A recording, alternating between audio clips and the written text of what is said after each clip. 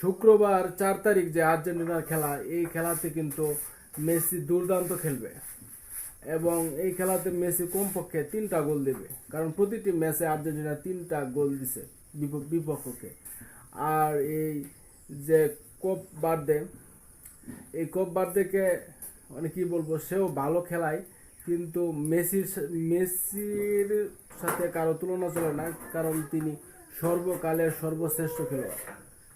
আর কুববার দেখে ফ্রান্সে যে এমবাপ্পে আছে, এমবাপ্পেও তার কাছে হার মানে, যেহেতু জাপানও ভালো খেলছে, স্পেনও ভালো খেলছে, তারা কিন্তু চলে গেছে।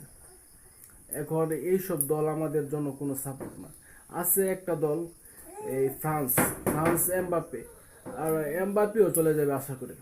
ভিডিওটি কেমন? আর্জেন্টিনা যে 3টা ম্যাচ খেলছে, আলজেরিয়ার সাথে প্রথম খেললো, দিয়ে দিল 3 পিস।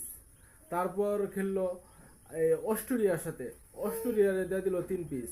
তারপরে শেষ গ্রুপ পর্বের শেষ ম্যাচটা খেলছে জর্ডানের সাথে, জর্ডানরেও কিন্তু দিয়ে দিছে 3 পিস।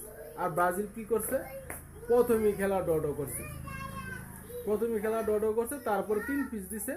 তারপর লাস্ট যে খেলাটা খেললো জাপানের সাথে, সেই জাপানের আমরা ভাবছি যে প্রথম যখন একটা জাপান দিয়ে দিল গোল ব্রাজিলকে, ভাবছি যে ব্রাজিলেই বুঝি নেইমার তারা খেতাব বালিশ গোল করে চলে গেছে ব্রাজিলে। না, তারা যাবে না। তারা কি করবে? তারা নকআউট পর্বে খেলবে। আচ্ছা যাক, খেলার সুযোগ একটা প্রথম নকআউট পর্বে যে প্রথম ম্যাচটা খেলছে, এটাতেই তারা শেষ হয়ে যাবে। না, তারা আরেকটু আগাবে।